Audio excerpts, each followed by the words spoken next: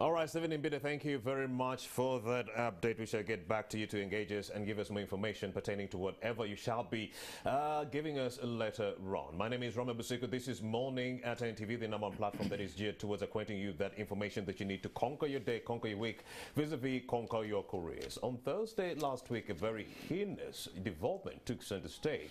That is the kidnap-style arrest and release of Dr. Lawrence Maganga, the Vice-Chancellor for Victoria University, that took center stage in the midst of the public eye. Did you see the video? Did you see the video?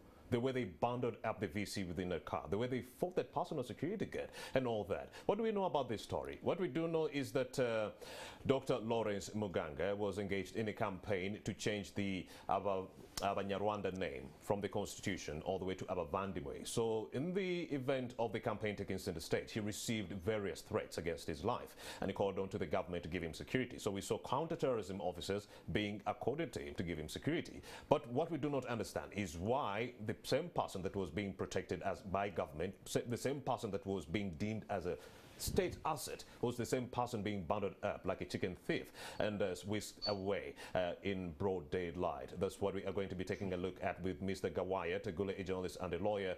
Dr. Gawai Tagula shall be joining us via Zoom later on. He is the executive director for the Advocates Coalition and Development and the Environment. Largely, it won't be around Dr. Lawrence Maganga and the issues surrounding that case. We shall also talk about massacre. But with Dr. Lawrence Maganga, he says he has largely lived in Uganda, especially in the Greater Massacre area. Yes, that's where he lived. And he says he studied at Makerere University with government sponsorship also being accorded to him. So he says he is a Ugandan in every respect. But then he holds a Ugandan passport. He holds a Rwandan passport. He also holds another third passport that was not named. At some point, he left Uganda and went to Rwanda to actually build the capacities of those companies within that country. And that saw him get a scholarship within Rwanda to go to Canada and study there. So those are some of the cases that government is taking a look at. As Victoria University Vice-Chancellor, what kind of threat did he pose for this government, and what kind of espionage charges are we talking about that were levied against Dr. Lawrence Maganga? It seems like the $64,000 question that is on the tongues of many Ugandans is simply pertaining to the fact that the same man who was arrested on espionage charges was released later. So if this person is considered a terrorist, why are you releasing him later on? Does that mean he was innocent? Gawai Tagula is here. We shall later on talk to Arthur Bainomgisha. Very good morning, Arthur. Thank you for joining us on Morning at NTV. If you do not know Mr. Gawai Tagula, he's actually a journalist that worked with UBC. Around 2011, he did have an interview with the retired Colonel, Dr. Kizza Besigye. But shortly after that interview, so many problems befell him. He was fired for hosting Dr. Kizza Besigye. But he's here in the capacity of a journalist and a lawyer to make sense of what is happening here. Mr. Gawai Tagula, thank you for joining us. Good morning. A pleasure. Good morning. Indeed. What do you make of the kidnap-style arrest of the VC, Vice-Chancellor Victoria University, Dr. Lawrence Maganga? There is basically, I think it represents everything that is wrong with our society. I hear you.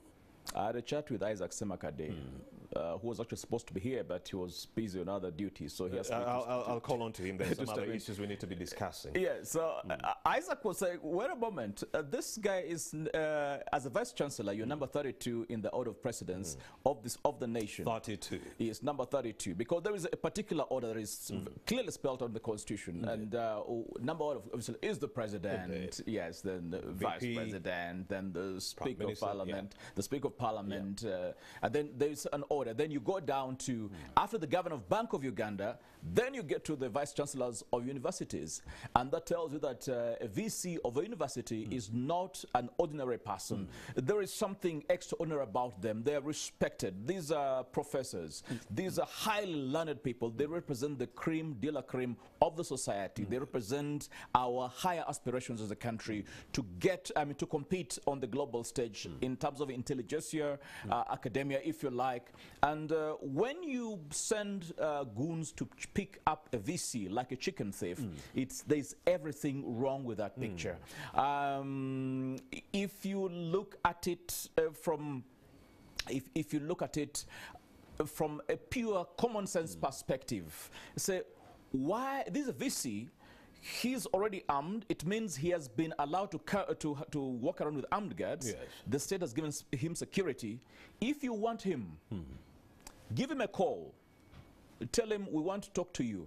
That's what everyone was saying, yes. The VC will show up. I mean, it's such a simple thing. There is basically no need to say, send, you know, with all this horror style, I mean, horror movie style, kidnap basically, using, I mean, all these weapons. There is no need. This man is not really armed. It is his guards that are armed, and they are subject to supervision of the state. The same guards offered by government. Yes, yes.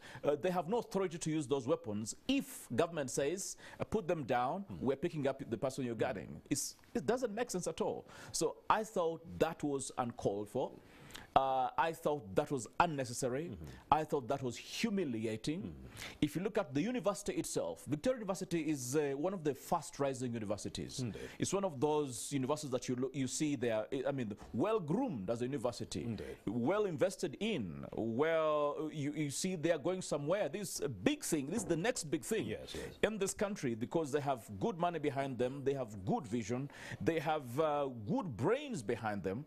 I mean, there's that respect that that is growing for Victoria University, and then you come and attack them, like in that way. There is a signal it sends to the country. There is a signal it sends to the world. What kind of signal?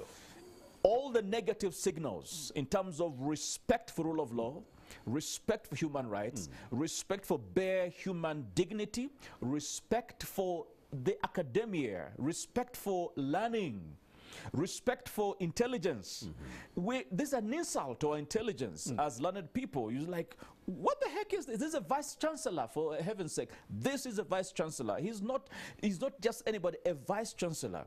But let me also say, even if you're not being a vice chancellor, strip his title, strip him of every title he has, put aside his degrees and everything.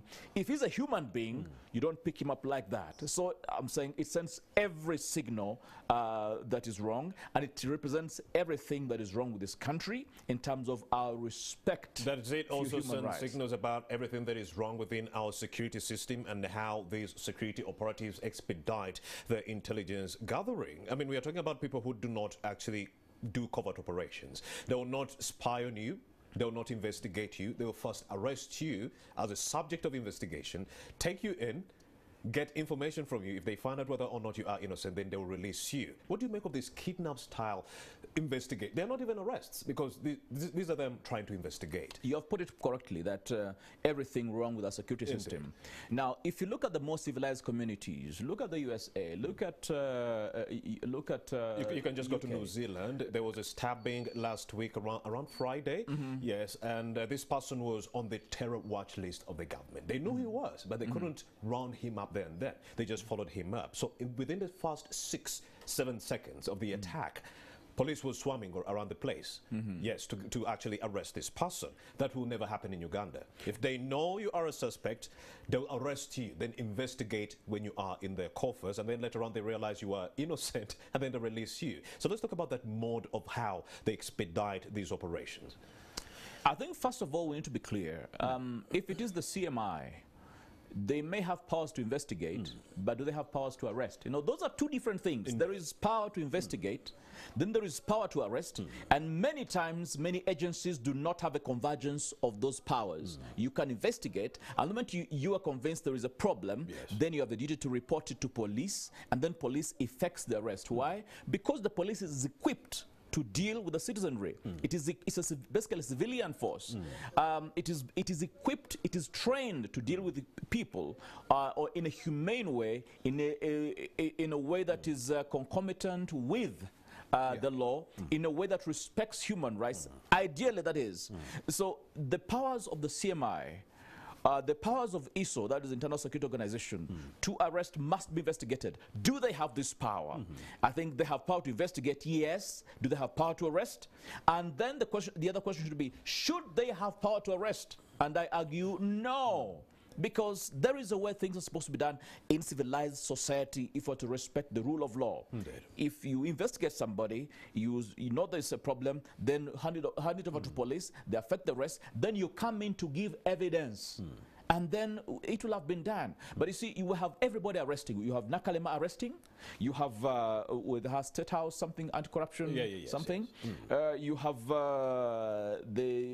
every agency arresting basically. Every agency is investigating and arresting. Even and the NFA can arrest you. Yes, and you say there is something wrong with this. That there must be a coordinated approach. That once you investigate, there must be an agency that is empowered to arrest at any one time, and that means we need to have a rethink of our security procedures. You did see this take center stage within our political campaigns that took center stage in 2020. They would arrest NUP supporters. Not because they had information or anything, but to just get the information from the same supporters. That, well, we had you, NUP supporters, and your leaders, you're planning to ban the country. That was all they had. But then they didn't know, was it person X or person Y who was going to engage. So they started rounding up everyone as long as you are allied to the National Unity Platform Party, and then getting information from them. Others were tortured and later on found to be innocent and then released. So that kind of operation coming in from the government, isn't it as heinous as it gets? Yes, like I say, like you correctly put it, this represents everything wrong with our security system. And I think we need to have a serious rethink. But again, you do not really blame them. The whole problem is that our security apparatus is basically engineered. The philosophical undercurrents that underpin its actions are basically preservation of the regime. Right. Now, that is where the problem is. Following orders. Following orders, regardless of how legitimate those orders are. I think this needs to be curtailed. We need, as a country, to rethink everything. You cannot have an entire security apparatus geared towards regime preservation. And that is why every time there is a genuine security problem in the country, we fall short because they cannot investigate, then they have problems even getting to the bottom of the matter. This is where we need to rethink as a country. Actually, Mr. Gawai Tagula is testament to what he's saying when he says there's a problem when it comes to the powers that be making orders to these security operatives and so forth without any kind of due process. In 2011, he hosted Dr. Kizza Besigye, and the powers that be ensured that they made phone calls all the way 2007. Yes. That was 2007, and he made sure that the powers that be made sure that there were no phone calls being received during the interview. And soon after, he was fired from UBC, Uganda Broadcasting Corporation, for actually hosting Kizza Besigye. So meaning orders from above have continued to take center stage. Actually, the orders were that the show should be taken down immediately. Now, the problem was Monica Washeke, the producer. She's Kenyan. This Kikuyu girl, very stubborn. I mean, professional journalist. She said, we don't do that in journalism. The best I can do for you is let me cut off the phone calls so that there's no back and forth. But the show is going on. So she put her foot down and said, I'm not pulling the show down. That was the only intervention. Otherwise, the orders from State House were, pull everybody off air now, off our television. Wow. So that's what happened to Gawai Tagula, and here we are. But then the president is saying he's never the person pulling those strings. And he also mentioned that with the kidnap-style arrests that have been taken center stage in Uganda, he denounced them. You remember that? And he said that is a complete human rights violation. So, but the precedence that offers, and what does it say about the president himself? Is he still in charge?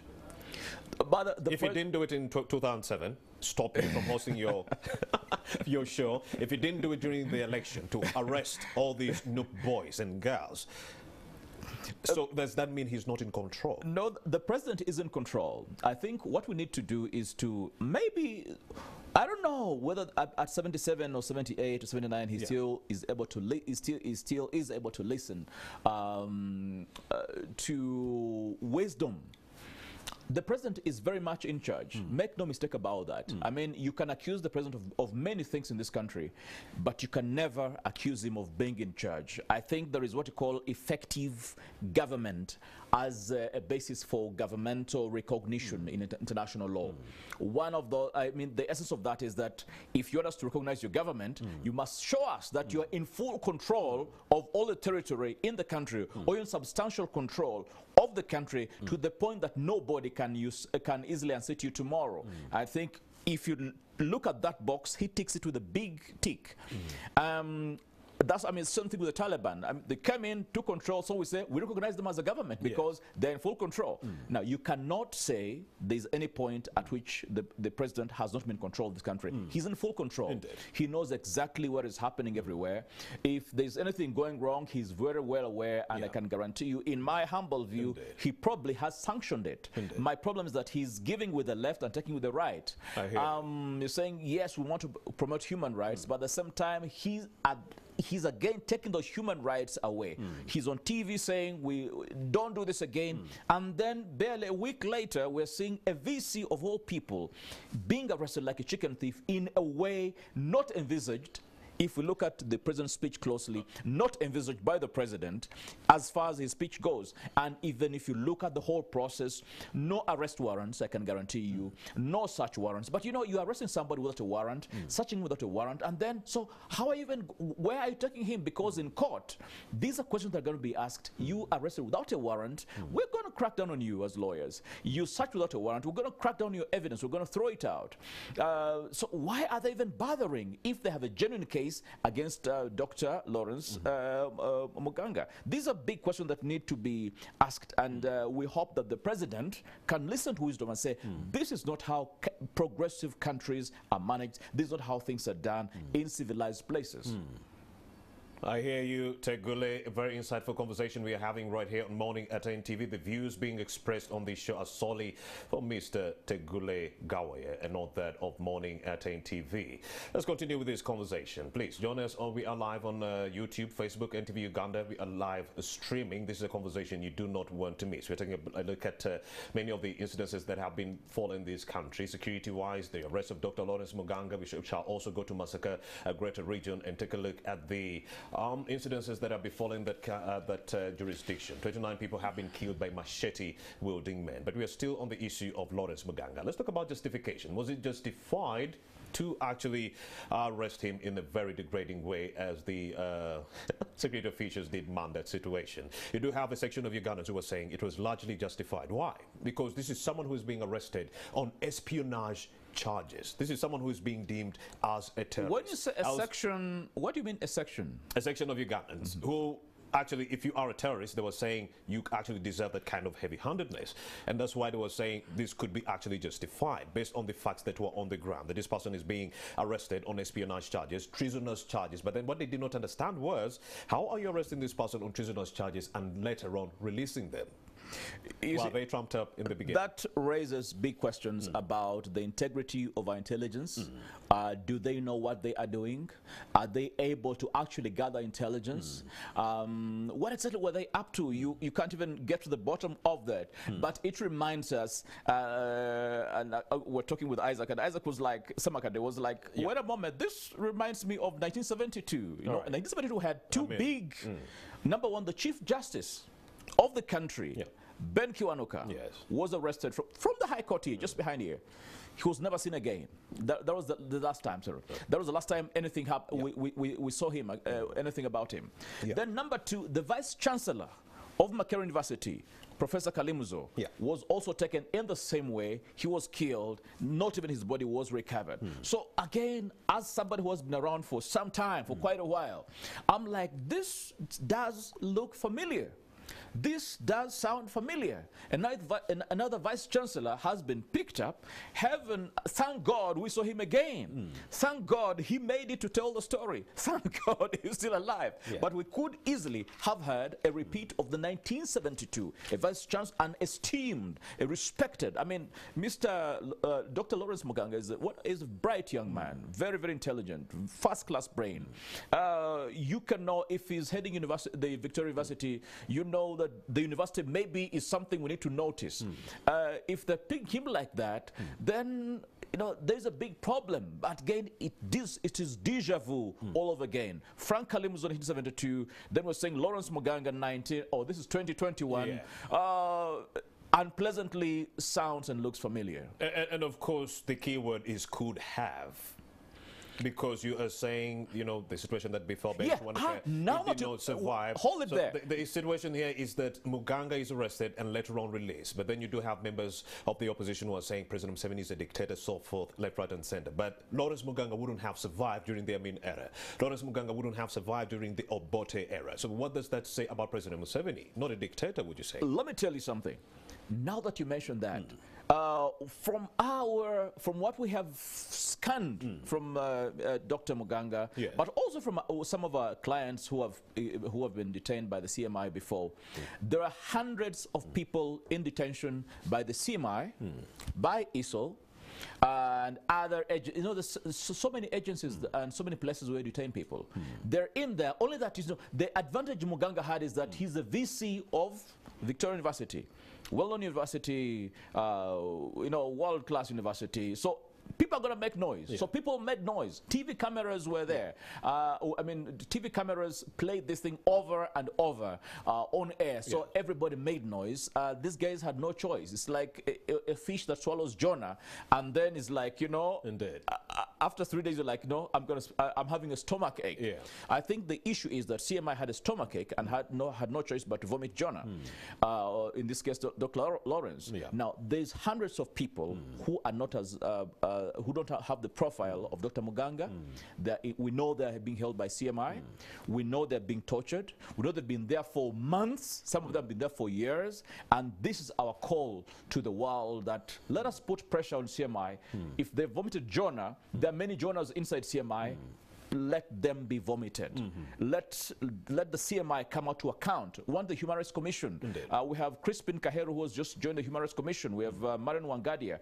Come out, stand up and hold the CMI to account. The tribunal should be operating. Yes, let us see that Human Rights Commission actually works. There is Parliament. Let Parliament come out and hold CMI accountable and say, bring out those guys that you're holding without charges.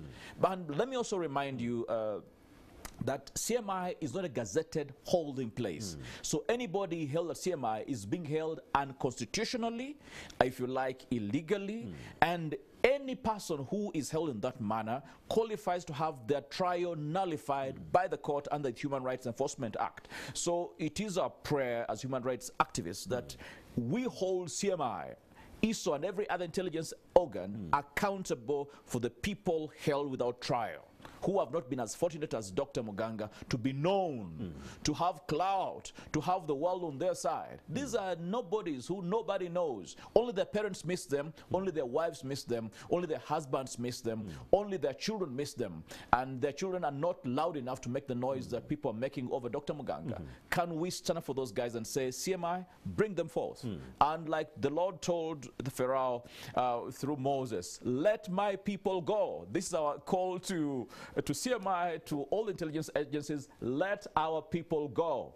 And of course, Gawai Tagula, there is a difference between Museveni's regime and also Amin's regime. We shall get into that shortly after this break, mainly pertaining to the fact that, yes, we haven't had situations of people actually disappearing and being killed, courtesy of the government, like Ben Chiwanuka, people being rounded up, like and then later on being killed on the orders of President Yoweri. Like Museveni. Seriously? Like seriously. The way Amin would do. I do not like Janan Ulumu. Let's compare notes. Let's compare notes. The issue is that we do have Gawai Tagula speaking on Morning at NTV. He hasn't been arrested. You do have the retired Colonel Dr. Kizza Besigye, who has been making reports about the government. He's still not dead. He's still pretty much alive. I will remind you, my younger brother, that is my right. It's not a privilege given by the state. It's a right given by the law. And that is something I want you to expound more on when we return shortly after this break. You are watching Morning at NTV. This is a very insightful conversation. We will be right back with more information. Arthur will staying with us right here on the #1 breakfast show in the country, Morning at NTV. This is a highly non-partisan platform. We do not take sides. Doesn't matter if you're from the National Resistance Movement Party, Democratic Party, Uganda People's Congress, it does not matter. As long as you are a citizen of this country, we shall have you on this show and we shall have you divulge the information that Ugandans really need. We're talking about the arrest, kidnap-style arrest of Lawrence Maganga, Dr. Lawrence Maganga, the Vice-Chancellor of Victoria University. We shall also veer off into the massacre, greater massacre incidences that have seen 29 people being hacked to death by machete-wielding men who do not take anything They don't steal anything. They just take a life, leave a message that we shall be going to village X on particular day. Why? And they will actually do it. But then the case is, if security intelligence have this information already, that these people are going to be attacking village X, why don't they mount those operations? Why don't we see a presence of security in those threatened villages so that we avert these incidences from happening? Those are some of these questions that are coming in, because one would unequivocally say that if Robert Kyagulanyi was somewhere in Kalangala, you would see choppers, you would see the military, you would see tanks. But then here you are gangs that are saying, we've been in village A, we've killed people, now we are going to village Y, and there's still low presence of the police. So those are some of the issues we shall be taking a look at. Is Rwanda involved? Is the ADF involved? On the issue of Rwanda, they say, well, we might even blame them for COVID-19. So those are some of the issues coming in. Are they the politicians funding these young people so that they might you know, make government look bad, so that other people rise up in other jurisdictions to topple this government? It's a whole multifaceted conversation that we are having right here on Morning at NTV. Gawai Tagula, you're still here with us. Let's continue with this conversation.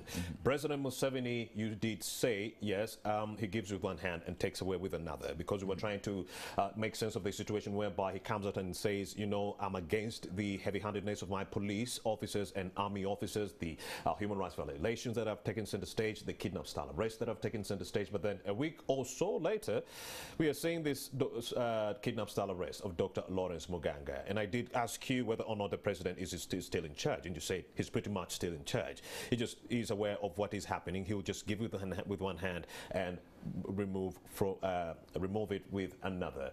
So, but we cannot relate this government with the Amin regime, with the Obote regime. Many of these individuals who have been arrested would have ended up somewhere in a pit, dead. Wouldn't you agree that these excesses that have taken center stage in Uganda here, courtesy of the presidency of Museveni, do not relate anywhere with what happened during the Amin or Obote tenures? Well, it depends, my brother, on the context. On the context, on the vantage point. It depends also on the appreciation of the regimes. I've been fortunate to have lived through Amin's regime.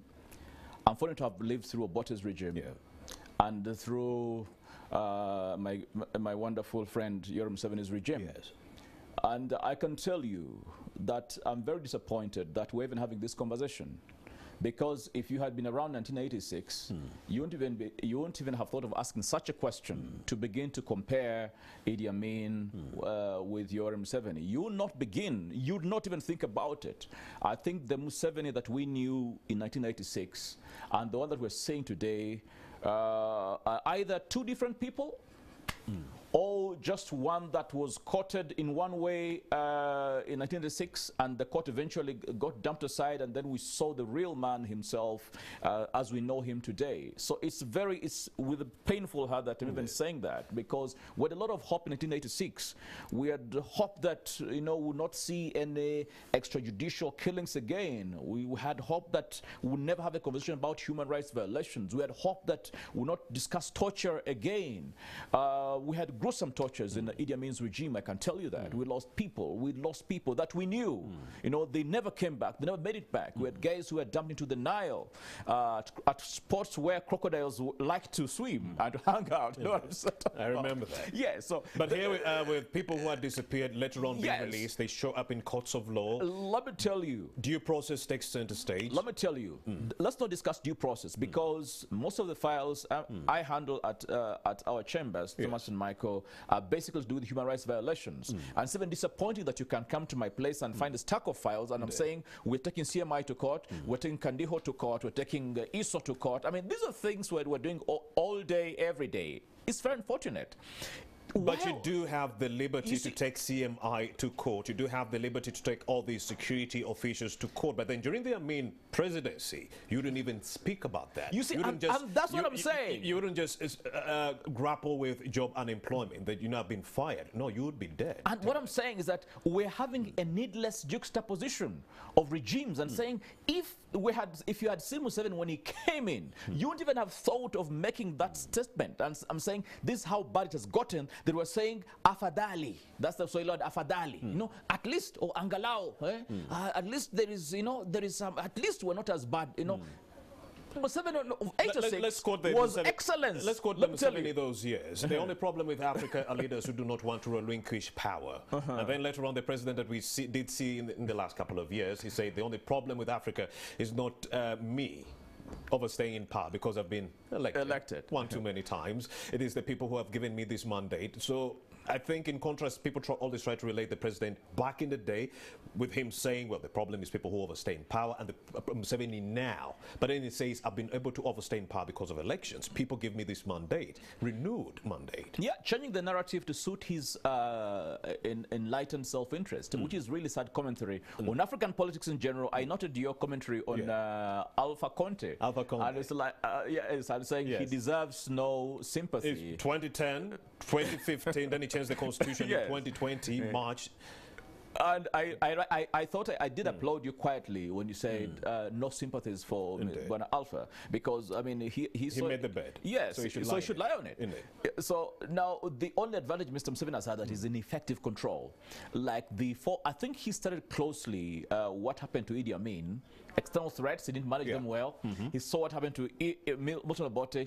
Internal threats, not managed well, especially the military. They are Charlie and Lions. Yes. So he studied all this very well and has managed the situation to his advantage. So he's really firmly entrenched in power, I can say.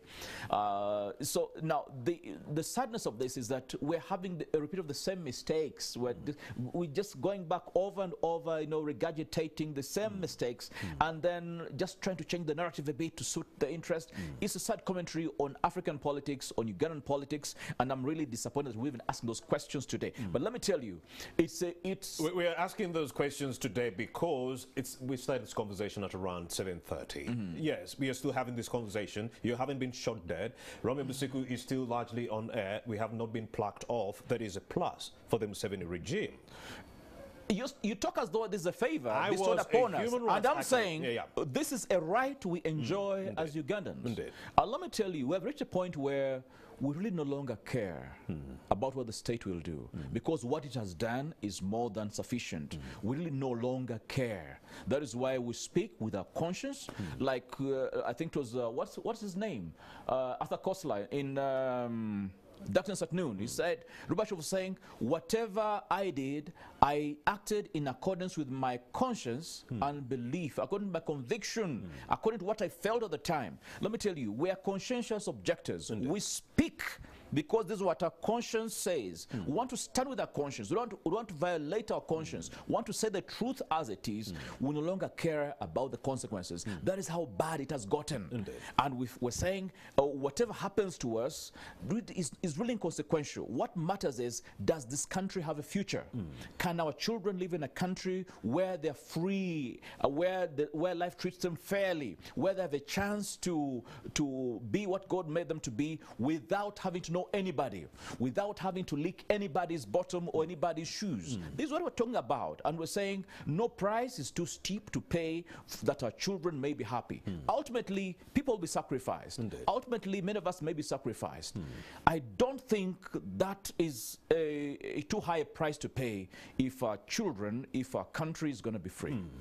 And of course, you did mention something. Do you really believe when some people say that President Museveni is never in the know about many of these colors? Operations that are taking center stage, because many people say the president is never in the know. It's the bad apples within the regime that orchestrate or expedite these activities that later on go ahead to bite the president in the long run.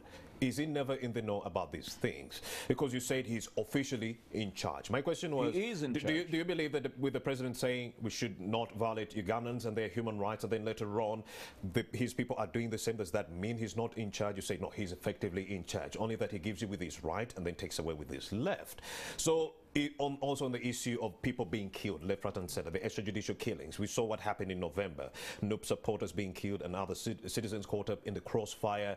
So such instances, orders being passed, do you really believe President Museveni is never in the know about these issues taking center stage? Let me tell you how this government works. Everything is basically built around the president. All the credit is officially given to the president. Now, all the blame is deliberately, calculatedly, and sustainedly shifted and gravitated away from the president. he's cast in this light of the infallible human being, a person who can do no wrong, a person who has good intent, but is constantly let down by those around him. Norbert Mao said something many years ago. I think you're in nursery school by then.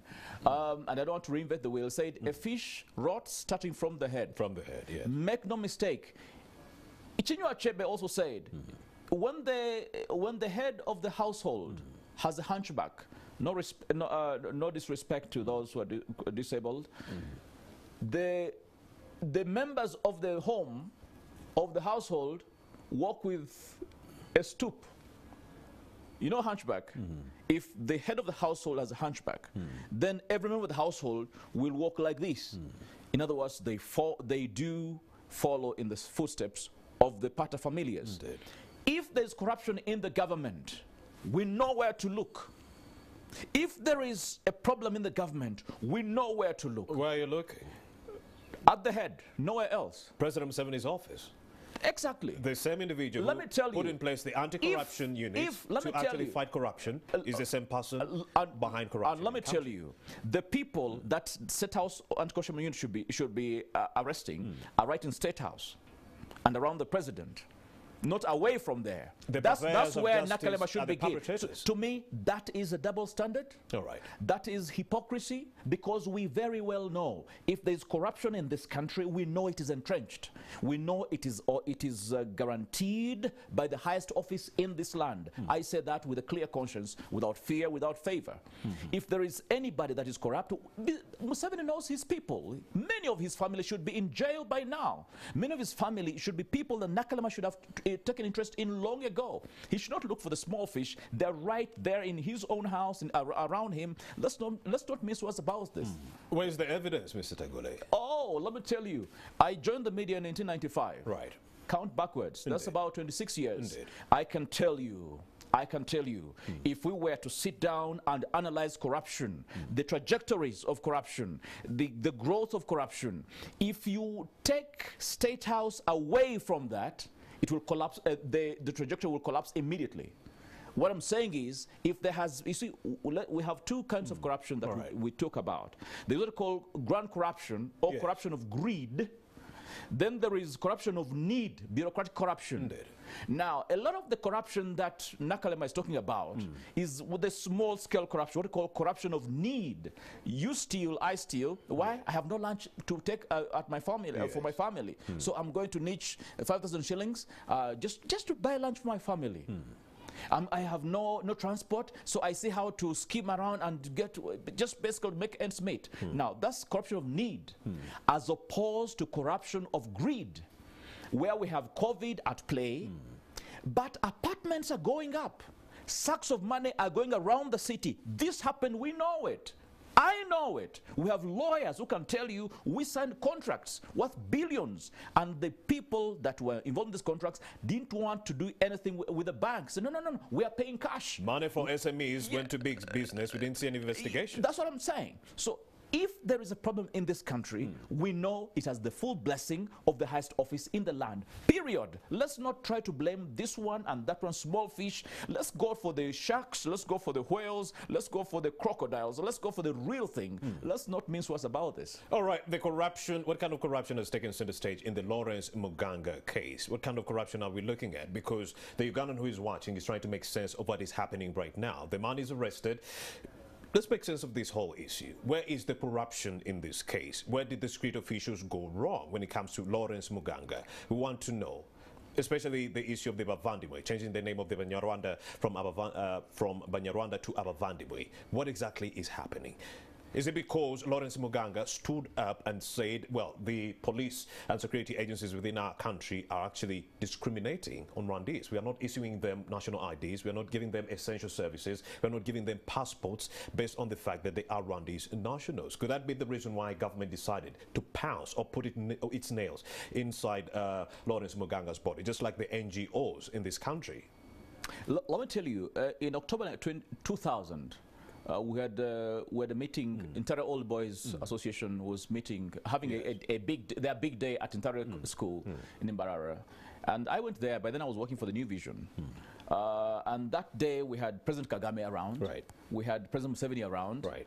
And we worked with them. You know, it was beautiful. There was something lovely about that environment, that you have two presidents that working with us, and President Kagame took us to the room where the house where he used to stay, say, and where his bed was, and was like, Mr. President, this is where I slept. This was where I went to. This is where I lay down every night. There was a beautiful feeling about President Kagame, the president of Rwanda, you know, showing us where he used to sleep. There's a beautiful feeling about the president of Uganda, just saying, wow, for me, I was the other side. For me, you know, it was a beautiful feeling, and we felt that brotherhood. Yes. From there we went, there was a football match. President Kagame was in goal. President Museveni was playing number 7. Amazing. I mean, we had a great time. I was like, wow. How can we maintain this? Yes, President Kagame in tracksuit, you know, he was goalkeeping, you know, holding the balls, kicking them up front. Somebody's getting the ball, feeding the balls into the box. There's a beautiful feeling about that. And let me tell you, I wish we could go back to that time when these two men were good brothers. We could also wish for the same, Tagula, but guess what is happening? Rwanda is arresting our nationals, even though you're working for a sewage company, even though you're working for a garbage company. They'll be like, no, you're a spy for Uganda. Get in. Uganda is arresting Rwandese nationals. So what exactly is happening now? How did we get here? You could... From a football game that was joyous, ceremonial, to now arresting nationals who have nothing to do with politics, even though some do have something to do with politics. Others do not know what is happening. They're just being rounded up because the two countries are at loggerheads. Let me clarify one thing. One, Rwanda and Uganda, we're brothers. Indeed. We are family. And I always say that the things that unite us with Rwanda are far more than... Since pre-colonial borders in times. They are far stronger, they are far more, they are far greater than the things that divide us. Indeed. We have just one, two small things causing problems. The things that unite us are far, far bigger. And that's why you notice that we may have our differences at political level, but in terms of social interface and interaction, we are good. I still talk to the refugees. I still interact with them. Over the weekend, I was talking to them, assessing their, status and how they've been grappling under the pandemic. We still do love the Rwandese, yes, despite the politics. Even in 1999 and 2000, when we bitterly fought against Rwanda in Kisangani, Kisangani 1, Kisangani 2, Kisangani 3, I can guarantee you the buses were still coming from Kigali to Kampala and Kampala to Kigali like nothing was going on. So what is happening now? We were now? Killing each other in Congo. And here people, it was like normal business. Indeed. That tells you, as wananchi, wananchi wa Rwanda, wananchi wa Uganda, hakuna shida hata kidogo. Indeed. There is no problem. The problem we have now is that we're having a political disagreement, right? Which is up there, and sometimes because of the exchange between the two apex, the apex of Rwanda, apex of Uganda. What's the word for? What's the plural of apex? Is it apexes?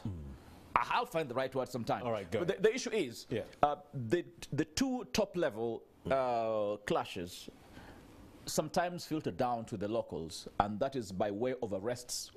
But let me tell you, the greater arrests have been Uganda arresting Rwandese. Let me tell you, the Rwandese are more methodical than Ugandan. And that's why they beat us. And that's why they beat us badly in Kisangani. Rwandese are very methodical. You know, they're quiet, they're slow, they're very organized, they're very meticulous, they think carefully. They calculate, then they take action. The Rwandese don't move anyhow. Then you have our Ugandans who just, just barge in anyhow, without prior investigation, without paying attention to the facts, without adequate knowledge of the circumstances. They barge in anyhow. That's where we go wrong. That's where we go wrong. That's why you arrest somebody today, you can't even charge him in court. You can't take him anywhere. So because you have public pressure, you spit him out tomorrow. In the case of Dr. Lawrence Maganga. If there are people who are not as well known, then you keep them there till kingdom come. I can tell you, by the time Jesus returns, there'll be many Rwandese in Ugandan jails just waiting for either waiting for death or for Jesus to come back, because I don't think they'll be getting out anytime soon, because we have a problem here that must be really addressed. If you have anything against these people, First investigate. So it has nothing to do with him pushing for the constitutional name change from Banyarwanda to Abavandi. No, I think we are seeing another phase, another, you know, like in the drama we have Act 1, Scene 2, Act 2, Scene 3. We're just seeing another act, another scene of the geopolitical drama between Rwanda and Uganda, and the arrest of Dr. Lawrence Maganga must be seen in the broader context of the geopolitical contradictions and controversies that are plaguing the region, and it also must be a springboard to, for us to say, can we rethink our engagement with Rwanda? Can we look at Rwandese as our brothers? Can we welcome, because they are part of us, we are part of them. All right.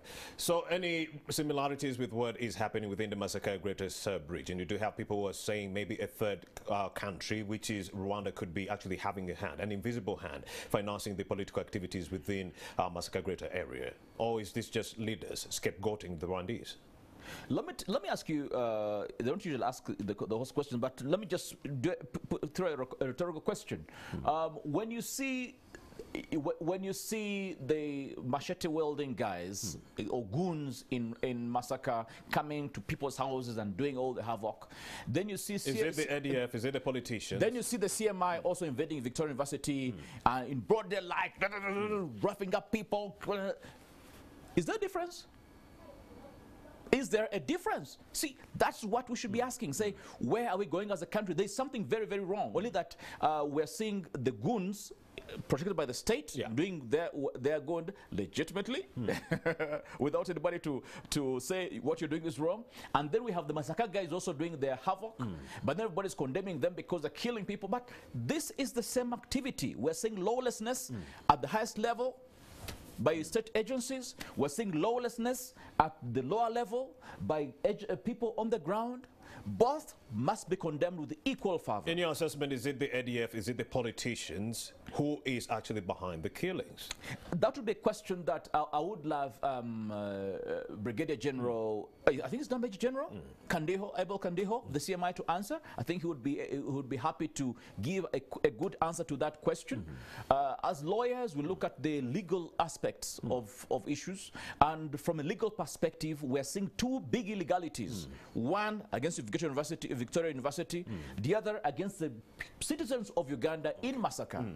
All right. Thank you very much, Mr. Tagula, for joining us right here on Morning at NTV.